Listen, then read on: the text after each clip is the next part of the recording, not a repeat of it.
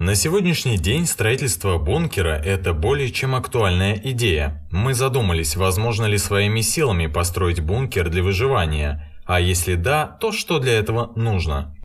Вполне реально построить бункер на заднем дворе собственного дома, не привлекая при этом лишнего внимания и вложив в строительство минимум средств и усилий. Давайте разберемся, как это сделать. В первую очередь при строительстве бункера необходимо учесть два фактора: для каких целей он необходим и как долго вы планируете в нем находиться.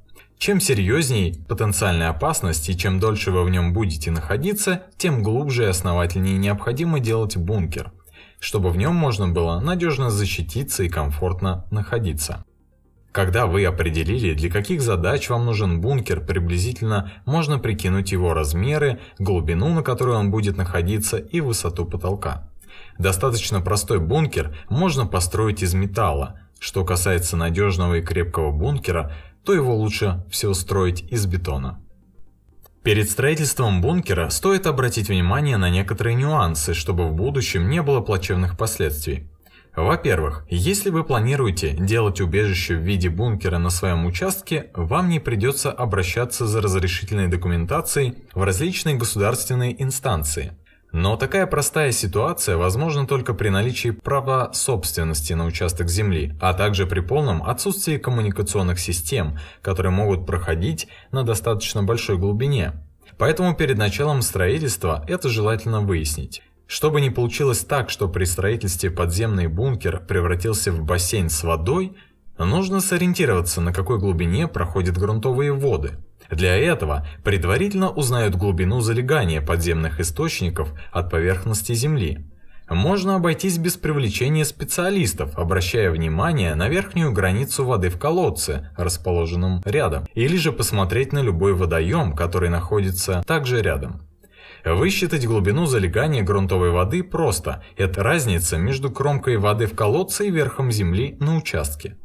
На что еще нужно обратить внимание перед строительством бункера? Конечно же, на его надежность и безопасность. Поэтому важно правильно выбрать для него место. Часто владельцы стремятся обустроить убежище в самом доме, в подвале или в непосредственной близости от него. Эксперты категорически не советуют такое расположение. Оптимальным выбором будет участок на некотором отдалении от дома, чтобы при начале природных катаклизмов обломками основного здания не завалило выход из убежища. Также крупные обломки могут повредить стены, что сведет к нулю все усилия по его обустройству. Ну что, с нюансами постройки бункера мы разобрались. Теперь давайте перейдем непосредственно к самому строительству и рассмотрим его этапы. Первое, с чего нужно начать, набросать примерный проект сооружения. Учитывайте все моменты, которые для вас могут оказаться важными. И, конечно же, постарайтесь сделать его максимально прочным. Например, посредством использования куполообразных или круглых конструкций. Помните, тщательно продуманный план – залог успеха всего дела. Следующий этап – выкапывание ямы. На этапе планирования вы уже должны прикинуть глубину залегания вашего убежища и его местоположение относительно особенностей рельефа местности. Так вот, теперь вам придется выкопать яму под ваш проект. И это, на наш взгляд, самая утомительная часть работы, не считая самого процесса строительства. Но мы верим, что вы с этим справитесь. Теперь переходим к самой коробке. Здесь важно обратить особое внимание на фундамент, стену и крышу. Лучший вариант – это фундамент на подушке из щебня не менее 40-50 см, выполненный из бетона прочностью не менее М200. Верхний слой 50 см грунта. Если стоит задача соорудить временную землянку, то вполне можно обойтись деревянной основой, предварительно обработав древесину. Крыша должна быть обязательно прочной, без каких-либо щелей и отверстий во избежание попадания влаги в подземный бункер. Если вы строите полноценный крытый бункер, то есть смысл дополнительно укрепить его изнутри деревом. Далее стоит позаботиться о входе и выходе. Важно спланировать отдельный вход и выход, можно даже несколько, чтобы в убежище было проще попасть, а в случае необходимости быстро покинуть через безопасный маршрут для отхода. Дверь, ведущая в подземный бункер, должна закрываться герметично, быть достаточно прочной и иметь внутренние механизмы закрывания. Переходим к строительству. Здесь самый тяжелый и утомительный этап – заполнение мешков землей. Лучше всего разложить мешки возле той кучи земли, что вы успели набросать, пока копали яму, и начать их наполнять. Вместо мешков можно использовать слой старых шин. Также их можно использовать в качестве дополнительного внешнего слоя перед мешками. Продолжайте укладывать слои мешков, скрепляя их вместе колючей проволокой.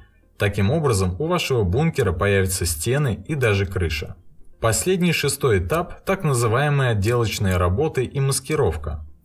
Когда стены и крыша бункера будут готовы, нужно присыпать их сверху оставшейся землей. Но помните, что гору сверху конструкция может не выдержать, так что не нужно накладывать слишком толстый слой земли.